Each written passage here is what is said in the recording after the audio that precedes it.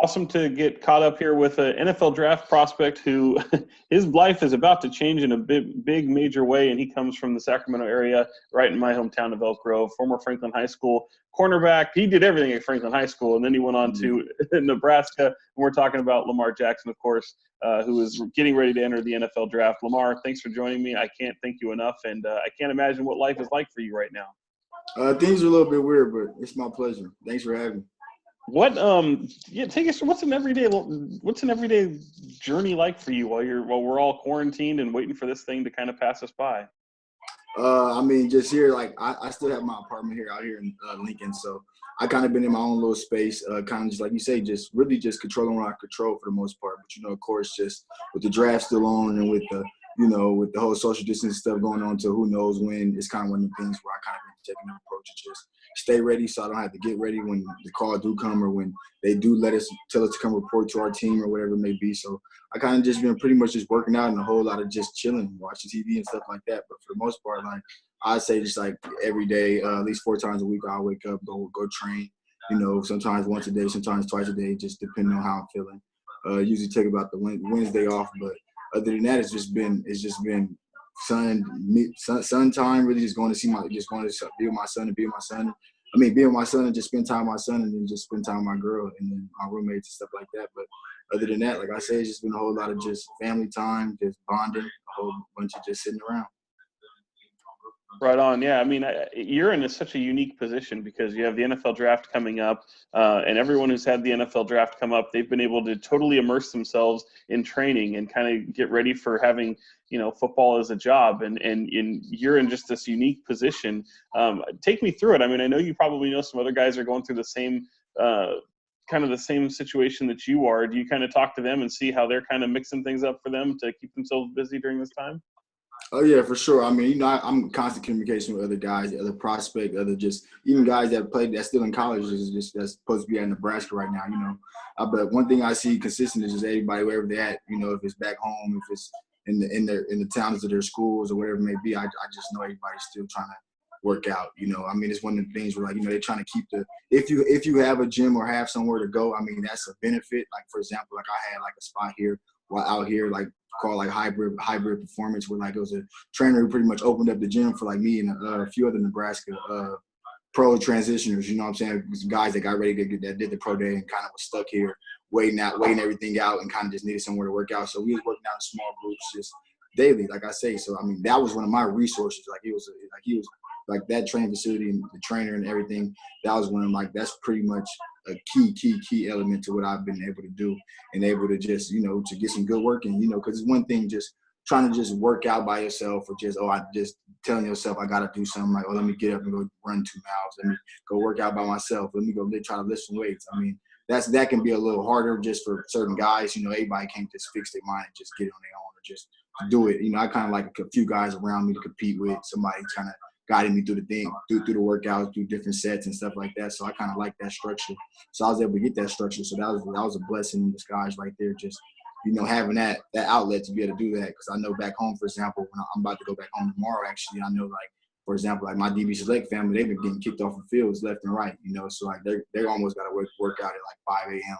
They're waking up, crack of dawn, pretty much just get some work in, just so they can continue to just stay ready, like I kind of said. So, but it's a lot harder out there to really find somewhere to train and get in and get out, without being just getting some type of fine or complaint or whatever it may be, with just the whole health guidelines in place. So, like I said, it's a little more loose out here in Lincoln. So I'm about to go back to California, so I'm going to do some more adjusting, just try to figure out what's going to be able to work best while I'm home and all that good stuff, just so I can stay in shape. And hopefully we get some good news here soon. Yeah, hopefully for sure. And yeah, definitely stay safe. And we're looking forward to seeing you coming back to the Sacramento area, especially for the draft. And I also know that, the draft, just, Roger Goodell, he's like, we're definitely going to plow through. We're definitely going to have this. We're definitely going to provide, American families with something to watch during this time. And you'll be back with your family, which I think is great. And I imagine that's how you plan on spending draft day, yeah? Nah, yeah, for sure. I'm always gonna be because even with the Roger Goodell, they've been sending out emails even for the guys that's gonna have cameras sitting in their draft parties and stuff like that. They kind of making sure that you still practicing social distancing, making sure it's still some space in between everybody. no more than 6 people in the camera lens, all that good stuff. So like they're pretty much using this whole draft stuff as an awareness and as a fundraiser for COVID-19. So it's kind of, that's like another blessing right there. I mean, like you say, I'm blessed to be able to still get selected and for them to still be able to put the draft on. But like for the most part, like I said, they kind of trying to make a negative a positive, you know, and like you say, give everybody something to distract them for a little bit and just kind of make things a little bit more normal. But, you know, I'll be at home, you know, with just a few family members, just cooking, eating good, kind of just waiting to see where I end up. Obviously, you appear to be in good health and everything like that. I was just curious because you are a draft prospect. Did they put you in did they test you at all? I mean, they didn't test us yet, but I'm pretty sure, like, I kind of heard, like, when we do kind of report or have to go to our team and stuff like that, I'm pretty sure we can get a test. I'm pretty sure they're going to test us, like, pretty much before we get to the facility. That might be one of the, you know, physical things, like, to pass the physical with the trainers, they might test everybody for COVID, just make sure they're clear. Just, you know, just to move forward, you know, just kind of like a stipulation guideline thing, but nothing major. But of course, like when you get on the phone with these team stuff, that's one of the things they ask you, like, are you healthy? Are you staying clear of this thing? How's everybody around you? You no injuries, you've been good, blah, blah, blah. So I kind of, you know, they're asking, they're definitely asking to make sure you kind of, you know, that they don't spend their money on somebody that might just go down with COVID or something like that. But I mean, they kind of trying to, just like I say, they're just asking kind of like, just like me, they kind of just trying to do what they got to do and control what they can control. So do you kind of know what to expect on draft day in terms of at least what the family setup is going to be because of all this? I mean, do you have to, like, for people who normally might have been anticipating joining you, do you have to, like, say, hey, you know, you can't come in at this time? Yeah, see, I'm gonna leave that for in person, but yeah, it's definitely gonna be some trimming to my mom included, you know, because I already been getting on FaceTimes with her and she's sitting there talking about how she didn't buy this, and this. I'm like, for what? For your draft party? Like I'm gonna pretty much try to make that as, you know, as just little as possible, really just for my sake and just kind of like, you know, I feel like, you know, once it's kind of all said and done and once I get picked and stuff like that, like, yeah, I'm all for whoever want to come see me to celebrate with me and all that good stuff, but why the draft is on and stuff like that, I kind of want to keep it as small as possible and just, you know, just the loved ones around, just so I can kind of take some pressure off myself, you know, them just be a little less anxious, you know, because it's gonna be, you know, just waiting to hear your name and stuff like that. I can only imagine the anxiety I'm gonna have and the stress I'm gonna have. It's gonna be a high stressful situation. You know, depending on if you got too many people around, that could make it a little bit worse. So I'm gonna try to kind of normalize it, you know, just sit back and just relax, kind of just get distracted by my siblings and stuff, but you know, and just wait for the call and just be blessed when it happens. That's great. It's a great mindset you have, and I mean, it's definitely probably the right take. I mean, and before this thing got really too out of control, I mean, you were blessed enough to be able to be a part of the combine experience and go out there and showcase your talents. So, what was that experience like, and what did you kind of take from that? The combine was a blessing. Like, that's one of the things where, like, you grow up and you always see combine. Like, even if you don't know too much about college football or whatever it may be, you know about the NFL combine. You know, every year, whoever's on that combine is pretty much who you're expecting to be the next stars or get drafted or whatever you want to say. So being invited to that, first and foremost, was just, you know, it was an honor. You know, I was extremely grateful for that honor to just being able to go to the combine and compete there and just showcase my abilities. Because, you know, at the combine, that's pretty much one of the biggest stages besides just like your film and just scouts coming out and just watching the tape. The combine, that you get to go show some athleticism. They get to, you know, put a face to a name. They kind of get to talk to you, build a relationship with you, see your measurables, see what you got, see, you know, it's a variety of things that they get to test and see at the combine. So, like, when you're confident in what you got and what you have to offer, I mean, you can't wait for moments like that to just really just show and just to just show you a little different, you know, in just the littlest ways. It can be just arm length to, you know, flexibility to whatever. So you compete in everything. So I could say the combine is one of the things where, like, I feel like, you know, it's a highly competitive environment, just because often naturally you're around guys that you might inferior you, you know, just because at the end of the day y'all all at the same place, but you know, you kind of know who is who and you know who they looking at above me, who I gotta be better than. You kind of put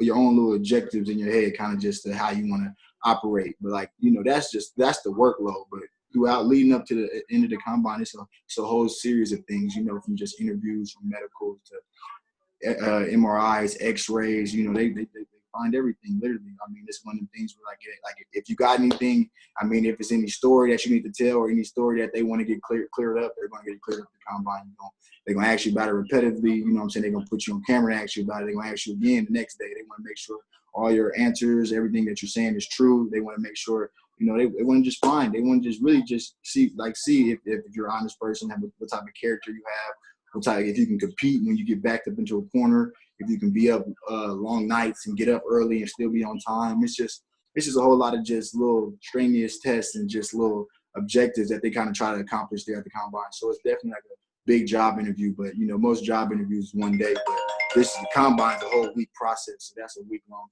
interview. So like I said, I feel like I did pretty good on that interview. So I mean, at this point, it's all said and done. I kind of just gotta wait and see. I mean, it ain't nothing else I can do it from this point on.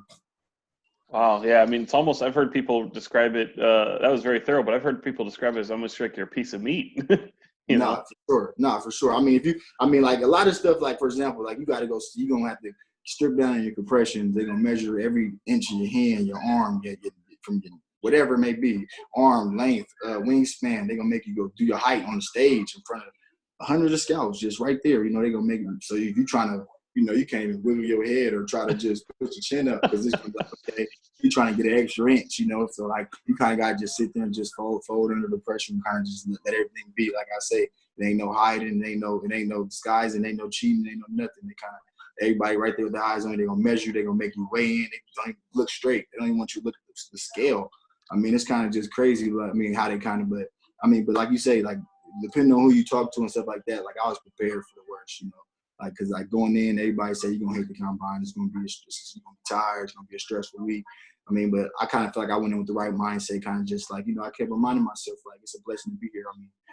They kind of tell you, too, like, remember, like, it's 1,000 other kids that wish they was here, or athletes that wish they was in your shoes, wish they was here at this combine. So don't take it for granted, you know what I'm saying? So, and then you got the famous stories of guys who went to the combine and just tricked it off and, that lashed out or, just all the little stuff that they kind of expect you to do. So, first and foremost, you want to make sure you're just not that guy. So you kind of just got to go through and be positive as possible, even though it's kind of just draining and stressful.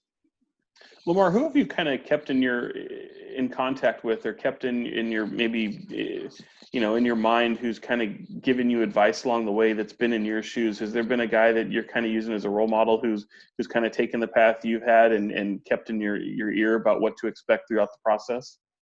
Not one guy in particular, it's kind of one of the things where, like, this, you can say it's a group of guys, I'm always like, majority of my timeline, majority of people I follow and keep up with is athletes or guys, in the same position as me, because I kind of look at what guys are doing, like you say, for example, like I'll look around and see how guys are working out, what certain things certain guys are doing and stuff like that. But when it comes to advice and stuff like that, I kind of seek it when I need it, just because when you in this role and when I got the opportunity that I got, the knowledge and the opinions are crazy. Like, everybody got an opinion, everybody got something they want to give you or tell you, or just to push you forward. Just because at the end of the day, it's big. Like, it ain't. Everybody's not gonna get the chance to work with an NFL prospect. Everybody's not gonna get the chance to sit down and talk to an NFL prospect. Everybody's not gonna get be able to just. That's not something that happens every day. So every time I come across somebody of influence or anything like that, I'm getting plenty of lessons, plenty of knowledge, plenty of things to look forward to. What to do with your money, what not to do with your money. That's pretty much I say that's the most frequent. It's anybody that's older than you, or the first thing you want to talk about is just that money. Don't trick that money off, and make sure you're doing this with your money, your finances and stuff. I have the opportunity to pretty much talk to multiple guys. It ain't just necessarily one dude, but from trainers, Brandon Thompson, coaches, from old coaches, previous coaches, guys. It's a whole group of people who kind of just help me and just keep me on the straight and narrow. Yeah, I figured Brandon's name would come up in a minute. I know him very well, and I know he's done a very good job of keeping, everything in his program and keeping guys ready and what to expect. And I know he's been a major influence on not only guys that are in your position who are ready to be an NFL draft prospect, but even guys that are just kind of going through, getting ready to get their feet wet in JV or even rec leagues and just kind of get ready for that next level. He give it to everybody the same. That's why we great. Because it got to be that way. Do you remember the first time you met him? Yeah, I met him probably, I want to say my freshman year. And actually, I was still in middle school. So right when I moved to Elk Grove, so pretty much like my 7th grade year, when I was kind of, I was an athlete. At the time, I was playing like for the Elk Grove Dukes and stuff like that. And I was still riding around the city in Elk Grove and stuff on the skateboard and stuff like that. I remember like his dad actually, Coach Thompson, Eric Thompson, he pretty much was, they seen me riding down the street on a skateboard one day and like they called me over like, Lamar, blah, blah. At the time I'm a kid, just not getting in the area. they kind of like, we're like, you gonna come work out? You gonna come train? Blah blah blah. You know, I'm yeah. Never really would show up. Never really go work out. They used to always say I was dodging them. You know, that I didn't want to be great and all that good stuff. But like, it was like as I got older and kind of, you know, started getting a little deeper into the football stuff in high school, I kind of gradually and naturally kind of just went that way and kind of was a little bit more faithful and a little bit more consistent when it comes to just the training and the work. So, you know, and then they was the main ones that kind of pushed me through that back end of high school and stuff like that. They wanted to prepare me for college and stuff like that, especially playing DB. So that was a blessing, you know, just having them guys and having that source to really go to and prepare me. So, I mean, like I say, I'm extremely grateful for DB Select and all that stuff. So that's a big part of my development. And he was still an NFL player at that time, right? Yeah, that was early. Yeah, like that's when Brandon was kind of he wasn't there all the time. That's why now that Brandon is like doing it, like he's there. That's why DB Select is taking off because you know that's who everybody want to work with. He the one that got the sauce. He the one that did it. That's what they gonna respect. That's what they gonna listen to just because he done did it. You know, I mean, it's like for example, it's harder. Coach Thompson, not saying that he's not like valid, but you know, it's easier to listen to the younger, cooler coach, trainer, whatever you want to call it, you know, just for the kids and stuff. So Brandon been making a killing with the DB Select family now, just ever since he kind of just got a little bit more consistent and stopped playing and was, you know. So I imagine that what we're doing right now, these Zoom interviews, I mean, I imagine this is kind of how you've been meeting with teams in the present times. I mean, I know you've had a couple, you know, face-to-faces with some teams, especially at the Combine and the Pro Day, but what's it been like after that? I mean, can you talk about some of the teams you met with beforehand and then, you know, what kind of things you're doing now? Yeah, I mean, even at the Senior Bowl is pretty much a good warm-up for the Combine when it comes to just like the informal meetings and stuff like that. Met with a whole bunch of teams. I mean, like everybody want to ask you who you meet with. You literally meet with every team at least once, you know. So it ain't like you can just narrow it down to just like, oh, okay, that's who they might draft me or they like me, you know, because you meet with so many guys and a lot of times it's like you meet just everybody want to know. They want to hear your story. They want to see what you got, what type of person you is. Just really put a soul to a name. So I mean, it's hard to really just be like, okay, yeah, like because really like after I leave every meeting, just after I tell my story and talk to people, you know, like I'm extremely passionate, extremely honest in what I say and all that good stuff. And I stand on everything I say. So I walked away from every meeting really thinking like, oh, that went great. You know, it wasn't too many meetings I left and was like, oh, that was awful. You know what I'm saying? Or dang, that didn't go good. So like I'm like I say, I'm true to what I speak. I'm true to what I do. You know, anything that I did on film, they can show me any problem that they got. You know, I'm gonna own it. You know, I'm gonna tell them exactly what it is. And 9 times out of 10, they gonna look at it and be like, yeah, I can see that. You know what I'm saying? And that's just that. It's just that simple. You know, and that's why I kind of knew like, you know, like with my whole like season and stuff like that, I kind of prepared and stuff like that. I had a great season, you know, but I already knew like looking back on myself, like you watch each week, you watch your tape, you watch your film. So like I kind of already knew and had in my head like what I need to get better on, what I can say that if you had like, for example, what's the best thing about your game? I could tell them I cover it, you know, because if you look at the numbers, you know, I kept receivers down, I kept the completion rates down on me all year. You know, I had turnovers, which a good amount of people use. So of course I'm gonna say I cover it, you know, and that's gonna be valid. And they say, okay, what's one thing you can work on, you know, or what's one thing that you're not, pretty much that you're bad at. You know what I'm saying? I'm not bad at nothing. I want to continue to just improve as a player as a whole. It's nothing I'm great at. I'm good at a whole lot of things, but you know, I just want to keep developing, you know, in all aspects. It's not one thing that I feel like, oh, I just need to do this, you know what I'm saying? But there's a lot of things that I have improved on, and, you know, and they can see that too and respect that in the film and all that good stuff. So that was good too. And then, like, you know, just going into the Combine, same thing, informals, formals. Formals is a little bit more serious. They kind of put you in a room with the whole staff, GMs, you know, everybody. So you'd probably be like one guy in a room with 8. And they all kind of just writing stuff down. You looking around like, what he writing?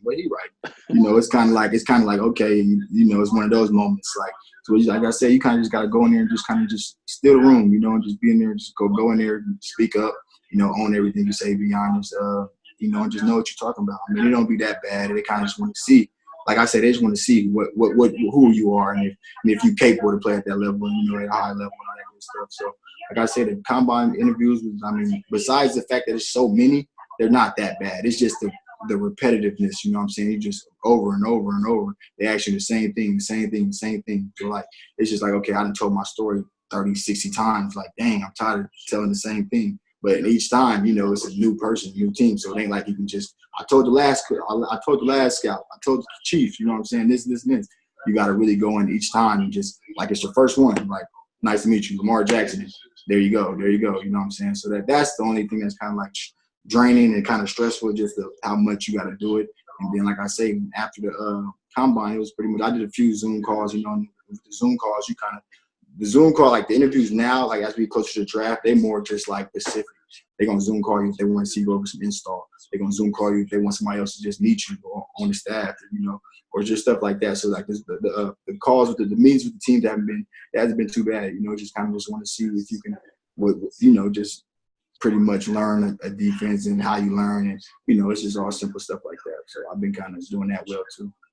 Well, thanks for sharing that. I know that it's definitely a life-changing experience, and it definitely prepares you for what's ahead for you guys. I know the last time I saw you, we knew you were destined for big things. It was on your signing day. I covered you in high school at Franklin under Mike Johnson, and you had your signing day in the gym and an Under Armour performance, and they had a whole video for you, which was outstanding. It was one of the first times I had actually seen something like that. And you were off to Nebraska. What was the whole process like, going from high school, jumping to Nebraska, and finally the senior year, which you mentioned was clearly your best statistically? Did it feel like your best? Oh yeah, for sure, felt like my best. Like to believe it or not, like my last season is only like film that I can go back and watch and be satisfied. Like I don't want to watch my junior tape. I don't want to watch my senior tape. My sophomore tape. I don't want to watch my freshman tape. Senior tape is the only tape I can put on and just really watch it, and just be like, okay, I'm not trash, you know what I'm saying? Or I'm not, average, because I actually did some great things, stuff like that, and I'm confident in what I did, just like you say, for the numbers. So like I said, so I'm the strongest. I'm super hard on myself just because the pure fact that I got to be, like I didn't go to Alabama. I didn't go somewhere where it's just a constant flow of just first round picks coming out where I'm from. So I had to really just think bigger and just really just on some just me stuff, kind of just make it global rather than just Big Ten or just Nebraska. I had to compete with. I took it as like I'm competing against everybody. But I watched guys who kind of just had great numbers, great statistics, and ball in my conference and on my team who fell short still, just because when you look at the global picture, it wasn't enough or it wasn't good enough. On top of not winning too many games, stuff like that don't help either. So I kind of just, like I say, I kind of just want to each game I went out there and just kind of gave it all I got. Like I'm thankful for all the stats and the statistics I had. Because I wouldn't say I expected to do what I did, but it was one of the things where I just knew I had to be better. I had to play better. I had to play harder. I had to tackle. It's just certain things that I knew I had to do, and I think just the pure fact that there's the focus and stuff like that I had in the mindset I had going into the season. That's what allowed me to do what I did my senior season. But like it's been, like I said, college made me a man for real. Like I say, I can't look back too far. Like when I say early on, the man I was freshman year, sophomore year is not the man I am today. I can truly, like, that's one thing I'm grateful about Nebraska and just the whole situation, me sticking it out through all the adversity, all the different coaches. It helped me become a man. You know what I'm saying? It taught me so much. It taught me that the little things are actually important. It taught me that the little things translate to the big things. It taught me to be a man of character. You know what I'm saying? It kind of got me out. It made me accept being uncomfortable and just being able to live being uncomfortable. Just like I'm going from Sacramento to Nebraska. Like that's a big leap. So it made me do it on my own. You know what I'm saying? And kind of just be a man and just accept what I was doing, accept the challenge at hand, and just really just embrace it all. So I kind of say like I'm thankful for all that. Like I say, the transition wasn't really crazy. It's a lot of it's hard times and in dark days, stuff like that. Just when stuff don't go the way you plan on it to go or ways you want it to go. But at the end of the day, I still won't say that's too much of an issue or anything like that. I just say that's life. You know what I'm saying? So I kind of just take the jabs as I go, and kind of just keep trucking through.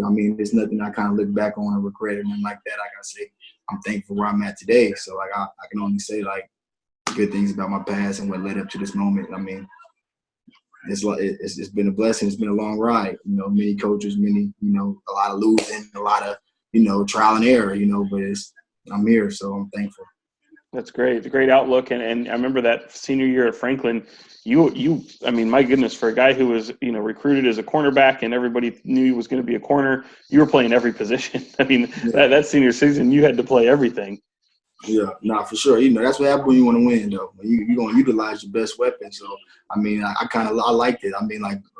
That's my last little that's my last remembrance of offense. So I kind of always go back and look at what I did and stuff like that. And that's kind of the same thing. Like my senior season is the only season I look at in high school and be like, okay, I was nice. You know what I'm saying? Like I was nice. You know what I'm saying? Other than that, like I say, it's been a journey. You know, like I say, even like my friends and family, like they would, like, who would have thought that I'd be in this position in this role here today? I mean, I could have went left at any given moment. You know, from in the last 8 years. You know. So, but I was able to just keep on going, keep on improving, keep on developing as a man. So that's just a blessing in disguise right there.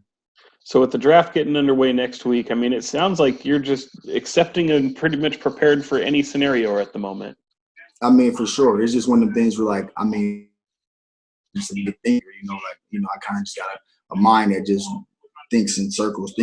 So, like, the more I kind of put in my head, the more stress I put on myself. So, like, it's one of the things where I'm taking all the coronavirus stuff, for example, and just accepting it for what it is. And just the pure fact that I can't control nothing. You know what I'm saying? I can only just follow and just move accordingly. You know what I'm saying? I'm gonna leave all the stipulations and what we're gonna do if this happened or that happened to everybody else who got to make those decisions. But for the most part, like I say, I'm controlling what I can control. I'm gonna make sure I'm ready. Whenever I do get the call, and I'm gonna be thankful whenever the stuff is over. But for the most part, like I say, I'm just trying to stay positive in the dark time and just continue just love life. So because they are kind of dark times, like you mentioned, I mean, to show a little bit of your personality, I've asked everybody I've done these interviews with, I mean, just how do you pass the time? People need kind of recommendations out there, be it a series, a book, a movie, music. What kind of occupies your time? I mean, it's a series of things. It's not one thing that occupies my time. Sometimes it's just thinking that occupies my time. Just sitting back and just getting caught up in my thoughts, just thinking about stuff and because I didn't felt myself sometimes just like letting the corona just affect me and my vibe, just like this shit, like really thinking like it's really sad if you think about it. You know what I'm saying? Just how this, like how everything is happening. But like at the end of the day, like I say, I never really let dwell on the negatives or how I really how the severity of the situation. I kind of always just try to stay positive. Like I say, just thankful the draft is on. You know what I'm saying? That's one of my things that without the draft, I feel like I'd be a little less, positive and, sane. I'll be probably a little bit more crazy and a little bit more stressed out. But the fact that the draft is going on, like I say, that it's even a positive for the players and the people that's participating in it, just because, like I say, it's something to look forward to. It's something to really just keep my mind moving forward and keep my agenda moving forward, just because it's like, because when it's without the draft, it'd be one of the things where like, okay, we don't know what's going to happen. We don't know when we're going to be back. I don't know if I'm playing in the NFL. I'd be stressed. Like I could take my mind anywhere. You talk to, depending on who you talk to, you can get 1,000 different reasons of what's going to happen and what the future holds. So, like I say, I kind of just been staying clear of all the everything, all the fake news, everybody's opinions, just pretty much paying attention to the facts and just staying positive of what I do got and just being thankful for all that and just looking forward to everything that's in the future. The final question, I mean, just what would it mean to, I mean, look, it's not the worst thing in the world if you don't hear your name called during the draft. I mean, sometimes it's even better to be undrafted because the expectation just sometimes isn't there after talking to some guys for the years I've been doing this. But, if you do hear your name called on next weekend, which we're all expecting and hoping for, what would that just mean to you? I mean, trust me, it'll be a blessing. It'll mean the world to me. I mean, it's gonna mean the world to me for sure. I mean, like I say, like everybody, my family, everybody like that. I tell people like I'm starting to get nervous as we get closer and closer, because like it's that real, like when you go through like what I've been through and all that good stuff, and you just look back on your life and what you overcame and what it's been like and what it could have been like. It's all just really it make me really want to just cry, like on some just like. I'm like, but at the end of the day, it's also like it's power to me. You know what I'm saying? It helps me be who I am today, like just to show like I'm different. You know what I'm saying? I'm not what everybody expected me to be. I'm not what anybody I know was. You know what I'm saying? I kind of truly created my own destiny, and I truly, motivated the city, motivated my family, motivated all my friends and everybody that around me. Like you ask me, I'm a legend. I'm great already in the eyes of so many people back home. Everybody who I didn't just prove wrong, who I didn't did more than they can ever even expect of me. So just looking back and just knowing the gratitude that I got and the effect I got on my loved ones, my family, it's enough to make me rich. It's enough to be emotional. You know what I'm saying? So I can only imagine like how they gonna feel, I'm gonna feel, and just really just watching them be happy for me and break down my mom and all that stuff. Like that's all gonna make it just unreal, because I already know I struggled, but she's been struggling since the 80s. You know what I'm saying? Like it's been deeper than that. So the fact that I can see it through, and I'm this close to being where I really want to be, and being a professional. I mean, it's a blessing. It's kind of just like there's nothing I can say besides just like it's amazing. You're the next in the long line of guys that have come from the Sacramento area, and the one thing they all have in common, aside from being talented, is it seems like so many of them, for the most part, are high character, driven guys, and you can kind of see that in this interview here. We knew that dating back to high school, and the other common thread is it seems like everybody wants to represent their Sacramento area in the right way.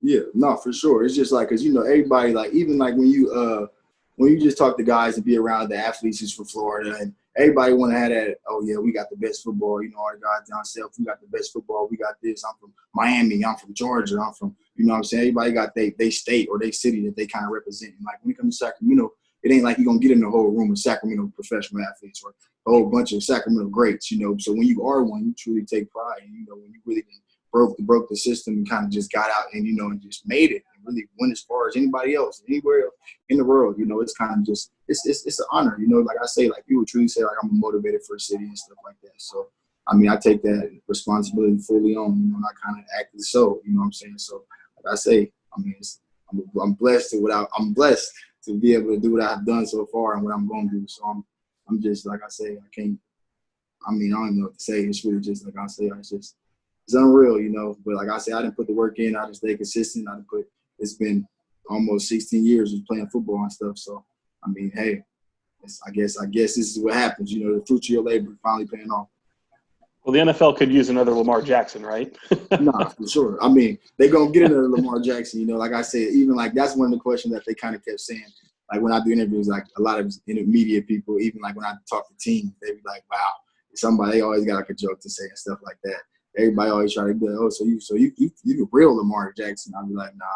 I'm just Lamar Jackson, what I'm saying? I kind of be telling them like the greatness is in the name and all that good stuff. I kind of just play with it as well, But like I said, it's gonna be that's interesting. That we're gonna have two AJ Greens. We have two of a lot of people in this year in the NFL now.